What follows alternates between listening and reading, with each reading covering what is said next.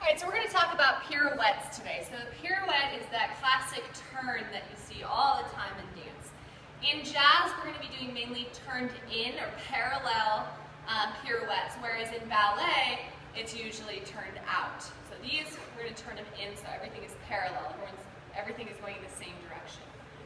So the basic position in a pirouette is that your foot is going to be in passe. Really, it's retiré, but pretty much everyone calls it passe, at least in my experience. Basically, toe to your knee.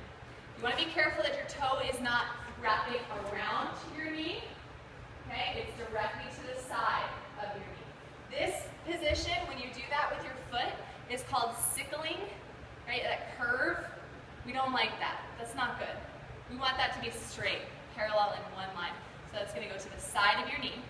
But you want to really press right here so that you have tension between your knee and your foot.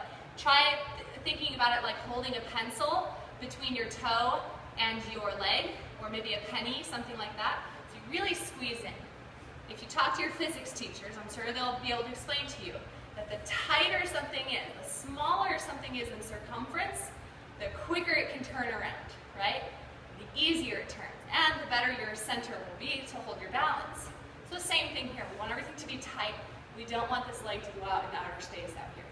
Nice and tight. You're also going to be on releve, so up on your toes, as high up on that toe as you can possibly get it. Again, the less surface area you have, the less friction you have, the easier your turn will be. Okay? And it's going to take you some time, it's going to take some practice, but that's the physics of it. Right? In your upper body, you want to make sure that you're staying lifted, you're not hunching forward, you're not arching back. Because as soon as I do that, now my center of gravity is forward, I'm going to fall forward. If I'm arching backward, my center of gravity is going to make me fall backwards. Same thing if I'm going to one side or the other. A lot of people lift this hip up, and so the center of gravity is going to take you over to the side. Right? So we can't do that. We got to make sure everything is nice and level, squared, nice and solid. Keep that core tight. Okay? Arms generally are going to be in first position, so nice and rounded. Sometimes when you get to doing a lot of pirouettes, like 7, 8 pirouettes, sometimes people bring them in smaller because, again, the tighter the package is, the quicker you can turn around, right? In this class, you probably won't need that, so we're going to stay in the first position. Make sure you're not pulling your shoulders forward. Make sure you're not opening up the ribs and arching back. Again, that center of gravity is going to be the thing that makes you fall over or makes you balance. Think spine to ceiling, like there's a string holding you up. Okay?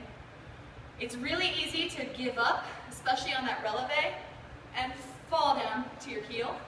Try not to. Try as much as you can to fight for that balance. So that's the position of the pirouette. Your preparation for a pirouette is just as important as all that stuff we just talked about. If you don't have a solid prep, there's no way you're going to have solid, consistent turns. So in my class, and different choreographers, different teachers are going to have different ways of doing this. When we do a dance, we might do it slightly differently. You just have to adjust. But for now, we're going to prep by stepping out in releve to second position. Nice straight arms supported by your back. And everything right here, you can start testing your balance. Everything's solid, right? Then you're going to step forward into a plie position. So that front leg is in plie. The back leg is bent also, and that heel is up. The front heel is down.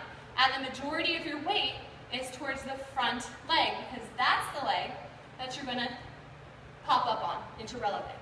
The back leg comes up into passe. So again, your prep, you step out, plie front, the opposite arm, his leg is in front because that arm opens up, the other arm closes to help give you power and momentum to turn you around.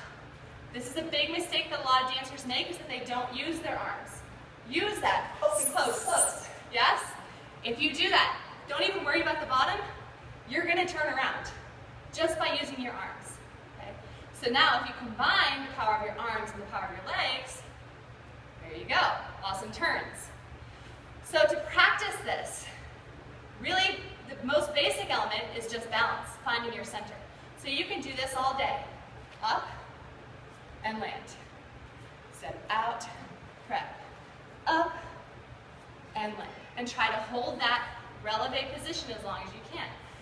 You can't turn if you're not on releve.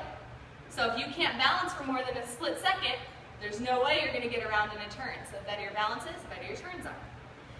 If you're working on turns, a really good exercise is to do quarter turns, then half turns, then full turns, then double turns. So if we're doing that, that might look like this. Step, out, quarter, turn. Step, out, quarter, turn. Step, out, quarter, turn. Step, out, quarter, turn. Now half turns. Step, out, half, turn. Step, out, half, turn. Now full turns. Step, out, full, turn. Step, out, full, turn. Then doubles, then triples, then quadruples, then however many you can do. That's a really good exercise to learn control and help with your spotting. Because as we know, whenever we turn, we have to spot, okay? Especially when we're doing multiple turns. All right, so keep practicing your pirouettes.